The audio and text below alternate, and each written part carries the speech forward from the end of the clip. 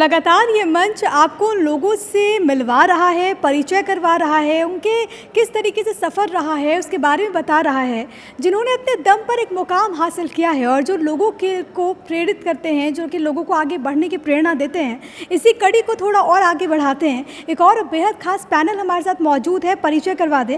हमारे साथ मौजूद है जितेंद्र मिश्रा अकेडमी से। जितेंद्र मिश्रा जी, आप मैनेजिंग डायरेक्टर हैं। ज़ोरदार तालियों के बीच उनका स्वागत हम करते हैं। और देखिए, युवा छात्रों में आधुनिक शिक्षा के साथ ही साथ राष्ट्रभक्ति का भाव किस तरीके से आगे बढ़े, जागृत हो, इसके लिए वो निरंतर कार्य कर रहे हैं। उनका किस तरीके से सफ़र रहा है ये भी हम जानने की कोशिश करेंगे। और अगर हम इनके अकेडमी को देखें तो बहुत अच्छे तरीके से अकेडमी का काम देखने को मिल रहा है। खास तौर पर जब स्टूडेंट्स की बात होती है, MCA एंट्रेंस की हम बात करते हैं, तो पूरे देश में सर्वश्रेष्ठ शिक्षक के रूप में जाने जाते हैं। और इनके संस्थान से MC की परीक्षा में ऑल इंडिया टॉपर, टॉप 10 और टॉप 100 में जब हम देखें तो सबसे ज़्यादा स्टूडेंट सिलेक्ट होते हैं। तो ज़ोरदार तालियों के साथ इनका स्वागत। इसके अलावा मैं मंच पर आमंत्रित करना चाहूँगी आदित्य पटेल जी को, जो कि मैनेजिंग डायरेक्टर हैं द विनर्स इंस्टीट्यूट इंदौर से।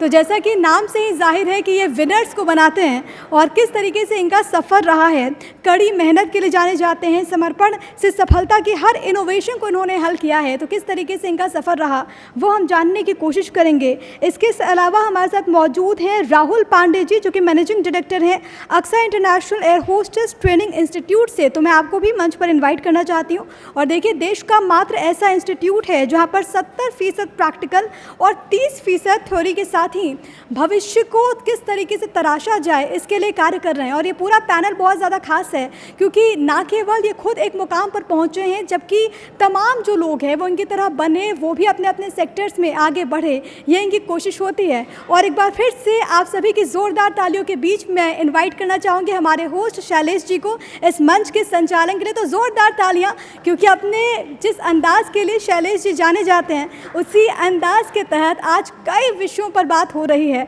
और ख़ास तौर पर जो लोग इस वक्त हमें देख रहे हैं वो भी बहुत अच्छी अच्छी बातें आज इस मंच से जान रहे हैं। Shailesh ji, over to you. धन्यवाद प्रिया, बहुत स्वागत है आप तीनों का। सबसे पहले तो शिक्षा के क्षेत्र में कोई पैनल हो तो लोग ये अपेक्षा करते हैं कि अनुभवी लोग होंगे।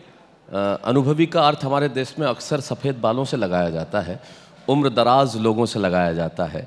लेकिन बहुत खूबसूरत समा है ये कि तीन ऐसे युवा व्यक्तित्व हमारे बीच में बैठे हैं जो भारतीय शिक्षा का वर्तमान ही नहीं बल्कि भविष्य भी हैं। और जितेंद्र जी, आदित्य जी और पटेल जी, आदित्य पटेल तो मैं कह ही चुका हूँ, और आप जो अक्सा इंस्टीट्यूट से हमारे बीच में आए हैं, राहुल जी, मैं आप तीनों का बहुत बहुत स्वागत करता हूं। और तीन बड़ा कमाल का कॉम्बिनेशन है। एक वो जो MCA master of computer application if I am not wrong, एक वो जो एयर होस्टेस की ट्रेनिंग कराते हैं, और एक PSC की ट्रेनिंग कराते हैं, जो गवर्नमेंट जॉब्स की ट्रेनिंग कराते हैं। तो मेरे ख्याल से आज के ज़माने में शादी करने के लिए लोग ये सोचते हैं कि गवर्नमेंट जॉब होनी चाहिए। तो आपके काम में तो कभी दिक्कत होती नहीं होगी आदित्य जी, क्या कहना है आपका? बिल्कुल शैलेश जी, सही बोला है आपने कि जो हमारी समाज है उसमें ये कहीं ना कहीं मानसिकता है कि हम लोग अक्सर हमारे बच्चों को एक एग्जाम्पल देते हैं, बच्चे अधिकतर ये कहानी सुनाते हैं कि सर अगर 60,000 की प्राइवेट जॉब है वो 10,000 की सरकारी जॉब के इक्वल होती है जी। तो सरकारी नौकरी का कहीं ना कहीं हमारी समाज में एक अच्छा इम्पोर्टेंस है। तो आदित्य जी, ये आपने जो शुरू किया अपना संस्थान, इसके प्रति मतलब ये भाव था कि भाई सरकारी नौकरियों का बहुत ज़्यादा क्रेज़ है इसलिए हमें शुरू करना चाहिए, आपको ये लगा कि नहीं इसकी बहुत ज़्यादा ज़रूरत है, लोगों को सही गाइडेंस नहीं मिल रही है? बिल्कुल शैलेश जी, इसकी जो शुरुआत हुई थी एक्चुअली मैं पहले खुद गवर्नमेंट जॉब्स की प्रिपरेशन कर चुका हूँ और मैंने करीबन 12 गवर्नमेंट जॉब्स में फाइनल सिलेक्शन लिया है। और वो जब मैं जॉब कर रहा था उस समय मुझे ऐसा लग रहा था कि शायद मैं इससे और कुछ बेहतर कर सकता हूँ। और मेरे पास दो ऑप्शंस थे कि या तो मैं अपनी लाइफ बना लूँ या मैं लाखों की जिंदगियां बदल सकता हूं। तो मुझे कहीं ना कहीं एक सेटिस्फेक्शन नहीं आ रहा था। मुझे लग रहा था कि ये जो एक्सपीरियंस है, क्योंकि मुझे कभी कोई ऐसा गाइडेंस नहीं मिल पाया, कभी किसी ने बहुत अच्छे से बता नहीं पाया कि कैसे हम अच्छे से जॉब्स की तैयारी कर सकते हैं। तो मुझे ऐसा लगा कि अगर मैं अपना जॉब कंटिन्यू करता हूं तो मैं शायद लाखों का भविष्य नहीं बना पाऊंगा। तो वो एक डिसीजन था, मैंने सोचा और अगले ही दिन अपना रेजिग्नेशन दे दिया जी। और इसकी फिर अच्छा, आपने इस्तीफा दे दिया जी, और कि मैं ये शुरू करूंगा, ये पैशन।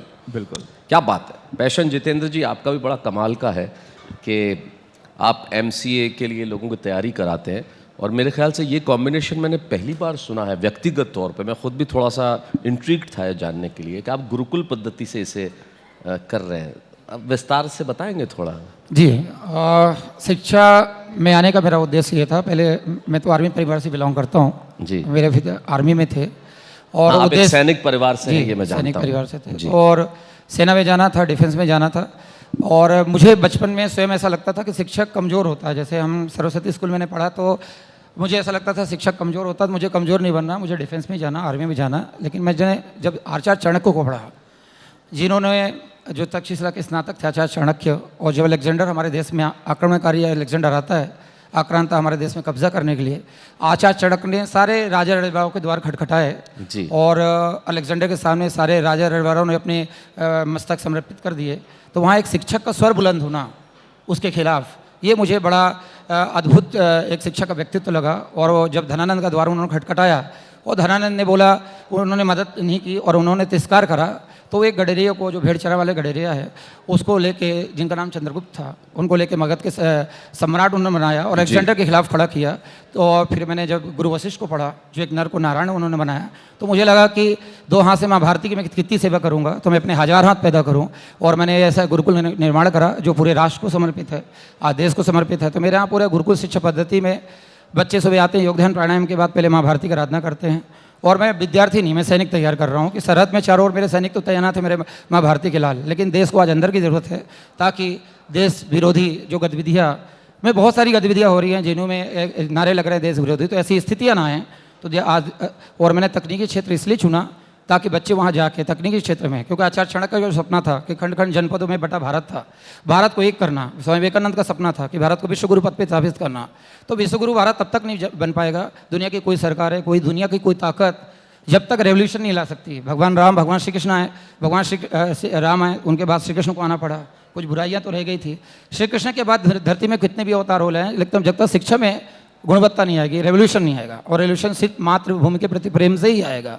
जब हर वो बच्चा जो स्कूल में पढ़ता है अपने देश, अपने राष्ट्र के प्रति, वतन के प्रति जब प्रेम का भाव आएगा, तो वहीं से वो अध्यापक, टीचर, नेता, अभिनेता बन के निकलता है, अपने राष्ट्र को अपना घर समझेगा, वहाँ के सारे लोगों को अपने भाई बहन समझेगा। तो वो मैंने व्यक्तित्व का निर्माण बच्चों में करने की कोशिश की कि मैं एक सेना तैयार करूँ। क्या बात है जितेंद्र जी, मतलब आप सिर्फ उन्हें MCA के लिए, एंट्रेंस के लिए नहीं पढ़ा रहे, आप राष्ट्र का भाव उनमें पैदा कर रहे हैं, वो MCA एंट्रेंस एक बहाना है। मुझे लगा आज अमेरिका पूरे देश में पावरफुल, तो तकनीक के क्षेत्र के कारण। ये अद्भुत बात है। मैं आपको कहूंगा कि आपने बहुत स्पष्ट शब्दों में कहा कि MCA मेरे लिए एक बहाना है, मेरे लिए जरूरी राष्ट्र है, राष्ट्र है, देश है। आप देश के लिए सैनिक तैयार कर रहे हैं। सैनिक वही नहीं है जो सीमाओं पे लड़े, बिल्कुल। सैनिक वो है जो राष्ट्र के लिए सोचे, जो राष्ट्र की बात करे। क्योंकि तभी पंडित गोविंद व्यास की एक पंक्ति मुझे याद आती है, वो कहते हैं कि फुर्सत तो मुझे भी थी बहुत देश के लिए, जब पेट भर गया तो मुझे नींद आ गई। तो ऐसा अक्सर होता है, और आप लोगों को तैयार कर रहे हैं। मेरे ख्याल से ये सिर्फ सम्मान की बात नहीं है, अनुकरणीय बात भी है। हमें इसका अनुकरण करना चाहिए जिस तरह से आप तैयार कर रहे हैं। लेकिन निश्चित तौर पे हर क्षेत्र के अंदर तकनीकी रूप से सक्षम लोगों का तैयार किया जाना बहुत ज़रूरी है। वो काम राहुल पांडे जी कर रहे हैं। अक्सा या आकाशा, अक्सा आपके इसका अक्सा एयर होस्टेस एकेडमी है। मैं समझता हूँ जब मैं छोटा था और हमारे आसपास के जो बच्चे थे, जितेंद्र जी, आदित्य जी, आप इस बात को, मैं जब छोटा था तो सबसे ज़्यादा ग्लैमरस जॉब समझी जाती थी एयर होस्टेस होना, या किसी भी रूप में फ्लाइट से जुड़ा होना, क्योंकि बैठने तक का सपना नहीं होता था। और तब से लेके आज तक मुझे लगता है बहुत ज़्यादा परिवर्तन नहीं आया है, और मैं समझता हूँ कि बहुत कम इंस्टीट्यूट देखने को मिलते हैं जो इस तरह की ट्रेनिंग कराते हैं। आपके दिमाग में ख़्याल कैसे आया? जी, एक्चुअली अगर आप एविएशन की बात करें तो पहले, आज से 10 साल पहले, 12 साल पहले इंदौर शहर में सिर्फ 2 फ्लाइट होती थी, मॉर्निंग में एयर इंडिया और शाम को एयर इंडिया। इंदौर से जी, है ना। तो अगर आप अभी 10 साल के बाद का सिनेरियो देखेंगे तो आज सर मोर देन 85 डिपार्चर्स एक दिन में यहाँ से होते हैं। जी। युवाओं को, जैसा आपने बताया, एक ग्लैमरस इंडस्ट्री होती थी, मतलब बड़े घर के लोग ही सिर्फ जा सकते थे। नॉर्मल परिवार के लोग, चूँकि इसमें इंग्लिश बोलना थोड़ा सा इम्पोर्टेंस रहता है, तो उनके लिए एक सपना होता था। बहुत से लोगों का सपना तो ये होता था कि मरने से पहले एक बार हवाई यात्रा कर लेंगे तो जीवन सफल हो जाएगा। आज भी है, हाँ। तो ये सब देखा।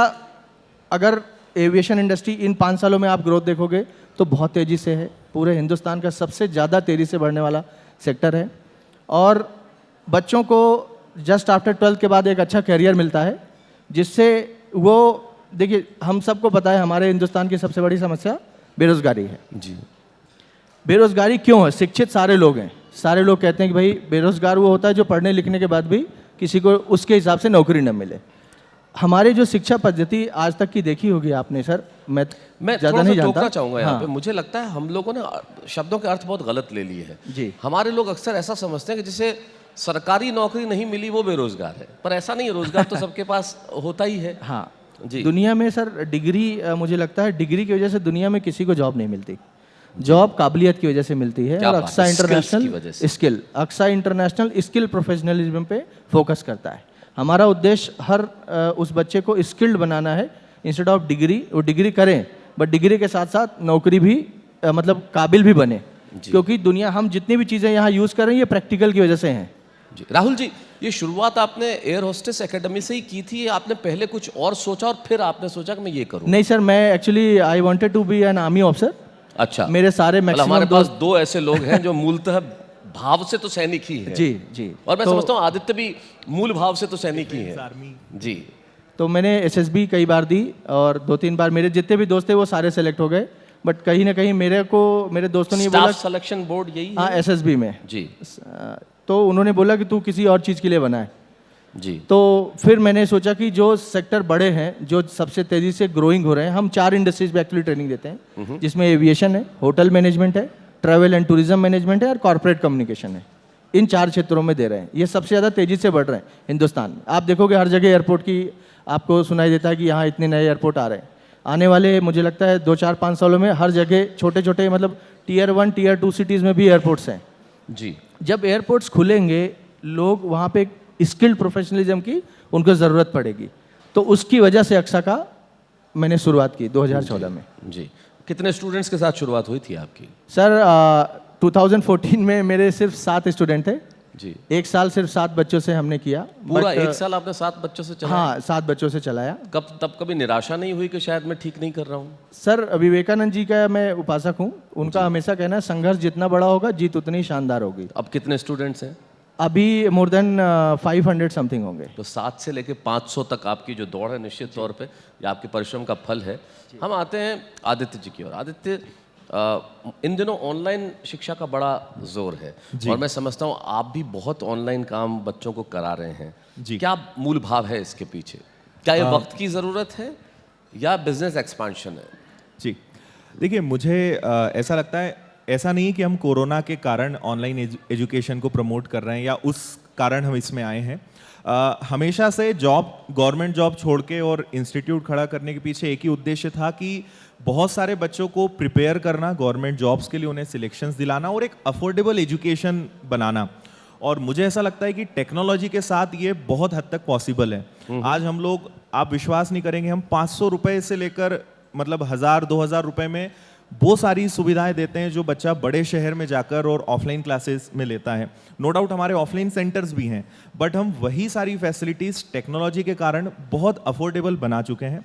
सारा जितनी भी फैसिलिटीज़ होती हैं वो सब चीज़ें हम उनको देते हैं। ऑफलाइन एजुकेशन और ऑनलाइन एजुकेशन में फाइनेंशियली कितना फ़र्क पड़ता है जो अफोर्डेबल हो जाती हैं? ये डिपेंड करता है। जैसे हमने तो मतलब आप अगर हमारे ऑफलाइन और ऑनलाइन को कंपेयर करेंगे तो ऑलमोस्ट 10 या 20% कॉस्टिंग पे हम ले आए हैं फीस को। कि मतलब जिस चीज़ वहाँ अगर आपको 100 रुपया लगेगा तो यहाँ 20 रुपया यहाँ लगेगा। 20 रुपए दे के करते तो हैं। कहीं एक तरह से खुद का बिजनेस का नुकसान नहीं था कि ऑफलाइन लोग आएंगे नहीं, सारे ऑनलाइन आ जाएंगे?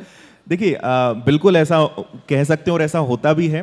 बट जब एक किसी भी राज्य में, आज हम लोग केवल मध्य प्रदेश नहीं, बिहार हो, उत्तर प्रदेश हो, इवन जम्मू कश्मीर से लेके हर राज्य में आज हमारे बच्चे पढ़ रहे हैं। और बहुत खुशी होती है जब बिहार से एक छोटे से गांव का रहने वाला कोई बच्चा फ़ोन लगाता है और बताता है कि सर मेरा इस विभाग में मैं अफसर बन चुका हूं या मेरा सिलेक्शन हो गया। तो वो एक अलग ही खुशी देता है। जी, आपकी बिल्कुल ठीक है। आपकी रीच एकदम से बहुत वाइड हो जाती है, आप सब बिल्कुल। जगह पहुंच जाते हैं, आप एक जगह केंद्रित नहीं रहते। बिल्कुल। आप तीनों से मेरा एक कॉमन सवाल है और मैं आप तीनों से अलग अलग चाहूँगा कि उत्तर आप दें, जितेंद्र जी से भी, राहुल से भी, आदित्य से भी।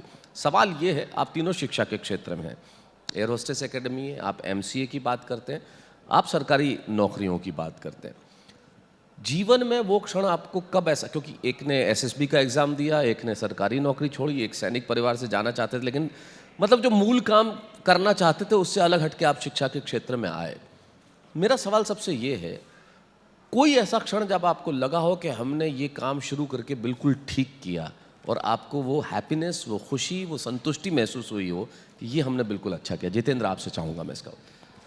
जी शैलेश जी, मुझे तब ये लगा कि जब मैं बच्चों को मैंने बहुत 31 बच्चों से पढ़ाना चालू किया था, किसी और इंस्टीट्यूट में पढ़ा रहा था। व्यापारीकरण के कारण जब शिक्षा का व्यापारीकरण होने लगा था तो फिर मैंने बच्चों के जिद के कारण संस्थान चालू किया। उन्होंने सब बच्चे आगे थे और उसके बाद संस्थान में आज स्थिति है, जब फर्स्ट बैच थी मेरी, टॉप 10 में 8 स्टूडेंट थे। आज पूरे मैंने 60,000 बच्चे पढ़ा दिए, 60,000 बच्चे मेरे। अच्छा, और 60,000 बच्चे मैंने पढ़ा दिए। और ऑल ओवर इंडिया में जो पूरे हिंदुस्तान का 90% रिजल्ट एमसी एंट्रेंस का, जितने IITs NIT में सब मेरे बच्चे रहते हैं, 90% रिजल्ट पूरे हिंदुस्तान का मेरे एकेडमी से रहता है। और मेरे यहाँ 1 मैन आर्मी, मैंने कोई शिक्षक नहीं रखे, मैं अकेले पढ़ाता हूँ। सारे बच्चों को अकेला पढ़ा रहा हूँ मेरे संस्थान में। और आपके संस्थान में अकेले ही अकेले 1 मैन आर्मी, कोई बच्चा नहीं, कोई शिक्षक नहीं, कोई टीचर नहीं। संस्थान का नाम भी जितेंद्र जितने मिश्रा एकेडमी, मेरे बच्चों ने रखे। हम तिरपाल के नीचे हमने पढ़ाना चालू करा था, लोग पढ़ाने में नहीं दे रहे थे क्योंकि मैं फ्री ऑफ कॉस्ट पढ़ा रहा था उस समय। और व्यापारीकरण हो गया शिक्षा का। स्टूडेंट्स पढ़ाते हैं अभी आप? मेरे संस्थान में सिर्फ 600 बच्चे लेता हूँ कि मेरी क्षमता सिर्फ 600 बच्चे पढ़ाने की है। और सिर्फ पे मुझे ऐतराज है, 600 एक बहुत अच्छा नंबर होता है। और एक अकेले व्यक्ति के लिए 600 लोगों को पढ़ाना, राष्ट्रवाद की प्रेरणा देना, ये बहुत आसान काम नहीं है। उद्देश्य राष्ट्रवादी है और राष्ट्र को परिवर्तित करना, और हो भी रहा आज डिफेंस में, एविएशन में, रोबोटिक्स में, एरोनॉटिक्स में, इसरो में, सभी जगह बच्चे हैं। मैं उस चीज़ों को चेंज करना चाह रहा हूँ। आज सारे मेरे बच्चे गूगल, माइक्रोसॉफ्ट, अमेजोन से छोड़ के, नौकरियाँ छोड़ के, 3-3 करोड़ का पैकेज छोड़ के आज हिंदुस्तान में अपनी सेवाएं दे रहे हैं। तो वो क्षण जब आपको लगा कि मैं बिल्कुल ठीक कर रहा हूँ? जी, वो क्षण मुझे तो हमेशा ही लगता है जिस दिन मैं एंटर हुआ था इस फील्ड में। हालांकि बच्चों की जिद के कारण एंटर हुआ था। और क्षण भी आया जब मेरे पापा ने बोला कि नहीं, मैं तुम्हें अलग क्षेत्र के लिए, इंडियन आर्मी में जाने के लिए मैंने तुम्हें चयन किया था। जब बच्चे मेरे घर के आसपास आ गए और बोले सर अगर आप नहीं पढ़ाएंगे तो हम इस क्षेत्र को छोड़ देंगे, आप ही हमें पढ़ाएं। कुछ क्षण के लिए मैं उनको शिक्षा देने के लिए गया था किसी आग्रह में, और मुझे लगा मैंने सही चयन किया। जब बच्चे आज अपने करोड़ों रुपए का पैकेज छोड़ के आज ऑस्ट्रेलिया से, न्यू जर्सी से, अमेरिका से, गूगल हेडक्वार्टर से आके अपनी राष्ट्र की सेवाएं दे रहे हैं, सैटरडे संडे को अपनी IT कंपनी छोड़ के बच्चों को पढ़ाने जा रहे हैं वो, तो मैं समझता हूं वो समय लगा कि उचित है। ये मुझे एक शो आया था कोटा फैक्ट्री जी, और वो जीतू सर जो इतने पॉपुलर हैं, मुझे वही जीतू सर आप लग रहे हैं कि आप, जितेंद्र आपका नाम है, बड़े पॉपुलर, 600 बच्चे चाहते हैं कि आप छोड़ के न जाएं, और आप ये हैप्पीनेस, ये संतुष्टि महसूस करते हैं। और जीवन में यही होना भी चाहिए कि जो आप कार्य कर रहे हैं उसमें खुशी मिले। आपको कब महसूस हुआ था आदित्य सर? देखिए, मेरा भी जो जर्नी है वो लगभग कुछ इसी प्रकार से था। 4 बच्चों के साथ मैंने शुरुआत की थी, और मेरा ये मानना है कि किसी भी शिक्षक के लिए सबसे अच्छा क्षण वही होता है जब उसका कोई विद्यार्थी उसके बदौलत सफल हो जाए। और आज ये स्थिति कि शायद ही कोई ऐसा दिन बीतता होगा जब ना पता चले, कोई ना कोई बच्चे का मैसेज या कोई बच्चा मिलने आ जाता है। तो कभी मैसेज आता है कि सर आज मैं पंजाब पुलिस में काम कर रहा हूँ, कभी कोई बोलता है कि आज मैं सिविल सर्विसेज में गुजरात में काम कर रहा हूँ जी। तो हर दिन एक वो एनर्जी मिल जाती है, कहीं ना कहीं से एक मैसेज आ जाता है कि सर आज आपके कारण मैं इस विभाग में या इस सरकारी नौकरी को प्राप्त कर चुका हूँ। तो बहुत अच्छा लगता है, वो सबसे अच्छा क्षण है। और वहीं ऐसा लगता है कि हाँ, जो मैंने गवर्नमेंट जॉब छोड़ी और इस क्रांति को हम लेकर आए, इस फील्ड में आए, शायद वो सफल हो गया। अभी हमने एक नया और प्रोग्राम लॉन्च किया है जो आपको भी जान के थोड़ा यूनिक लगेगा जी। अभी मैं बच्चों से, क्योंकि ऑनलाइन में एक चीज़ ये भी हो जाती है कि हम तो अपनी तरफ से एफर्ट दे रहे हैं, लेकिन बच्चा क्या उसको समझ में आ रहा है, उसका क्या फीडबैक है। तो मैं अब बच्चों के घर जाके, जैसे मैं अभी 2-3 दिन पहले एक छोटे से गांव में गया और वहाँ पे बच्चों को देखा कैसे वो पढ़ रहे हैं, क्या उन्हें एक्सपीरियंस है, क्या है। तो अब हमने उसको नाम दिया है हर घर विनर्स योजना, ताकि हम घर घर जाके बच्चों को देखेंगे। आपका है तो आप तो विजेता बनाते हैं, तो घर घर विनर्स, घर घर तो बंदी में वहाँ जाके हम देख रहे हैं कि बच्चे को कैसा लग रहा है, कैसी उसकी पढ़ाई चल रही है, ताकि और हम। आप पर्सनली जाते हैं? पर्सनली मैं खुद ही जाता हूँ। ये बड़ा कमाल है, ये यूनिक, निश्चित तौर पे यूनिक है। मुझे लग नहीं रहा यूनिक ही है, घर जाके देखना कि आप कैसा कर रहे हैं। वो क्षण आपके जीवन में कब आया राहुल? सर मेरा वो क्षण, मेरे सेकेंड ईयर में एक बच्ची थी मेरी, उसका नाम आरती गाड़े था। उसके फादर बंगाली स्क्वायर, यहाँ पे एक इंदौर में जगह है जी, उसके वहाँ पे फ्रूट सेल करते थे। अच्छा। हाँ, फ्रूट सेलर थे, और किसी तरह मैनेज करके उन्होंने, उस टाइम पे हमारी फीस भी काफ़ी कम थी, उन्होंने दिया, और suddenly she got selected into H&M। अच्छा। H&M एक ब्रांड है रिटेल सेक्टर की, समझता हूँ जी। तो वहाँ पे जब सेलेक्ट हुई वो और उसका टिकट आया इंडिगो से, उसको मुंबई जाना था। और मतलब उसके घर वाले ऐसा उनको मतलब समझ में नहीं आ रहा था कि हम करें क्या। और H&M में वो फुल टाइम हुई थी।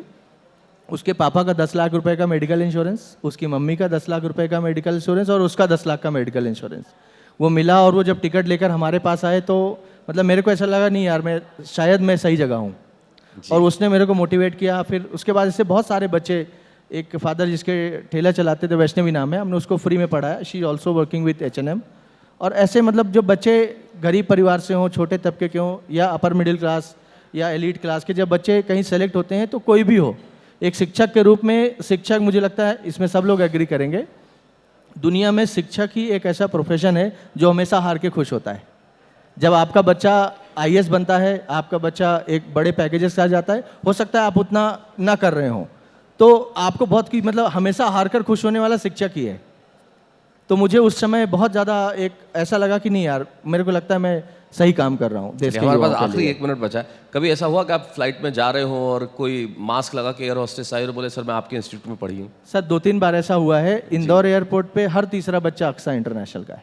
क्या जब आप कभी जाएंगे तो किसी से भी आप ऐसे पूछ लोगे तो वो अक्सा का ही मिलेगा। तो अगर कल को मैं फ्लाइट में लेट हो जाऊं तो मैं आपका नाम ले सकता हूं? ग्राउंड स्टाफ मेरी मदद करेगा कि भाई मैं जानता हूं पांडे जी को, आप उनके इंस्टीट्यूट में पढ़े हुए हैं। सर वो एक्चुअली उनके अधिकार क्षेत्र में नहीं आता है। चलिए हमारे पास आखिरी 30 सेकंड है। आप तीनों ही बड़ा कमाल के और बहुत हैंडसम भी है। मुझे लगता है कि आप अपने स्कूलों में पढ़ाते होंगे तो कई बार जो आते होंगे इंटरव्यू करने वो कहीं कह नहीं दे, मॉडलिंग का ऑफर तो नहीं मिलता आप लोगों को कि आप तीनों दिखते भी बड़े खूबसूरत हैं, अच्छे भी लगते हैं। ये आखिरी जो 1 मिनट में आपसे तीनों से एक सवाल करना चाहूँगा, अगर आप भारतीय शिक्षा व्यवस्था में कोई एक परिवर्तन करना चाहेंगे तो क्या करेंगे? जितेंद्र आप। भारतीय शिक्षा में एक परिवर्तन मैं करना चाहूँगा तो मैं ये कहना चाहूँगा कि भगत सिंह के पन्ने वापस जोड़े जाएं, चंद्रशेखर आजाद, महाराणा प्रताप को वापस पढ़ाया जाए और ट्विंकल ट्विंकल लिटिल स्टार हटाया जाए। और सबसे ज़्यादा महत्वपूर्ण ये है कि अपने देश और राष्ट्र, अपने वतन से प्रेम करना हर बच्चों को सिखाया जाए। हर माता पिता को ये भी सिखाया जाए कि अगर देवी देवताओं के वेद वंदना से पहले राष्ट्र वंदना होनी चाहिए। हर देवी देवता के फोटो के साथ शहीदों के फोटो लगने चाहिए, उनको नमन करना चाहिए। ये कहते हैं जब तक रहे फड़कती न से एक भी बदन में, हो रक्त बूंद भर भी जब तक हमारे तन में, छीने न कोई हमसे प्यारा वतन हमारा, छोटे स्वदेश के ही सेवा में तन हमारा। क्या बात है, क्या आप क्या कहना चाहेंगे आदित्य? मैं इस बारे में एक ही चीज़ कहूँगा कि मैं, क्योंकि इतने सारे बच्चों को जब हम पढ़ाते हैं तो कहीं ना कहीं देखते हैं बेसिक्स बच्चों के आजकल बहुत वीक हैं। सो मैं कहीं ना कहीं प्रैक्टिकल एजुकेशन में बिलीव करता हूँ कि बच्चे 12 साल 15 साल स्कूल कॉलेज से निकलते हैं, उसके बाद भी उन्हें कोई ज़्यादा नॉलेज नहीं होता है, डिग्री उनके पास है।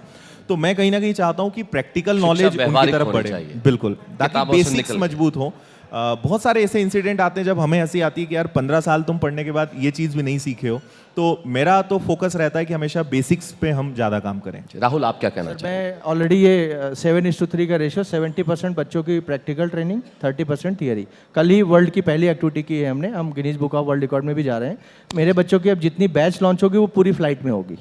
कल हमने एक बैच लॉन्च की है। मतलब हमारा उद्देश्य बच्चों को एक्चुअल प्रैक्टिकल दिखाना कि जिंदगी में प्रैक्टिकल होता है। हाँ, पूरी फ्लाइट बुक की हमने और हम एक जगह से दूसरी जगह गए। उड़ेंगे भी पूरी फ्लाइट? हाँ, प्लेन से गए, प्लेन से आए और ताज होटल में रुकना। मतलब उड़े भी? हाँ, कितनी दूरी तय की आपने? यहाँ से गोंदिया तक की फ्लाइट थी, गोंदिया से इंदौर। आज आ गए बच्चे सही सलामत सारे। कितने सीटर फ्लाइट थी वो? सर वो 75 सीटर ATR था। मेरे 55 स्टूडेंट्स गए थे वहाँ पे पूरी। बहुत खूबसूरत बात है कि आप चाहते हैं कि जैसा आदित्य ने कहा कि व्यवहारिक शिक्षा होनी चाहिए, राहुल ने व्यवहारिक शिक्षा दी अपने बच्चों को, और इन्होंने कहा कि राष्ट्र पहले पढ़ाया जाना चाहिए। मैं आप तीनों से मिलकर बहुत प्रसन्न हूँ। मैं इसलिए नहीं कह रहा हूँ कि मुझे ऐसा कहना चाहिए, मैं इसलिए कह रहा हूँ कि मैं ऐसा महसूस कर रहा हूँ, क्योंकि शिक्षा के क्षेत्र में आपने इसे सिर्फ व्यवसाय नहीं समझा है, आपने इससे कहीं अलग समझा है, कहीं आगे समझा है। तभी तो एक फ्रूट बेचने वाली बच्ची को जब H&M में नौकरी मिलती है तो राहुल बड़े प्रसन्न होते हैं। बिहार से किसी के पास फ़ोन आता है कि आपकी वजह से मैं आज नौकरी कर रहा हूँ, या पंजाब पुलिस में हो, तो आदित्य को बड़ी खुशी मिलती है। 600 बच्चे ये नहीं चाहते कि जितेंद्र दीक्षित चले जाएं, वो चाहते हैं सिर्फ जितेंद्र दीक्षित ही पढ़ाएं। ये आसान नहीं होता, और आप तीनों ने ये प्रेम पैदा किया है अपने स्टूडेंट्स में, और सबसे पहले देश को रखा है। तो मुझे एक शायर के 2 शेर याद आते हैं जो आप शायद मेरे मुंह से पहले सुन चुके हों, लेकिन मैं अपना लोभ संवरण नहीं कर पा रहा। वो कहते हैं कि टूटने और बिखरने का चलन मांग लिया, हमने हालात से शीशे का बदन मांग लिया, हम भी खड़े थे तकदीर के दरवाजे पे, लोग दौलत पे गिरे, हमने वतन मांग लिया। बहुत बहुत शुक्रिया, थैंक यू। धन्यवाद आप तीनों का। तो देखिए तीनों मेहमान बहुत ही खास, क्योंकि ना केवल ये खुद रत्न हैं बल्कि अनेकानेक रत्न कैसे बने इस दिशा में वो काम कर रहे हैं। और इस पैनल में सबसे महत्वपूर्ण बात हमने ये सीखी कि असफलता एक चुनौती है, इसे स्वीकार करो, क्या कमी रह गई देखो और सुधार करो। ऐसे जेम्स से लगातार आपको मिलवा रहे हैं। वक्त एक बहुत ही छोटे से ब्रेक का, जल्द होंगे हाजिर।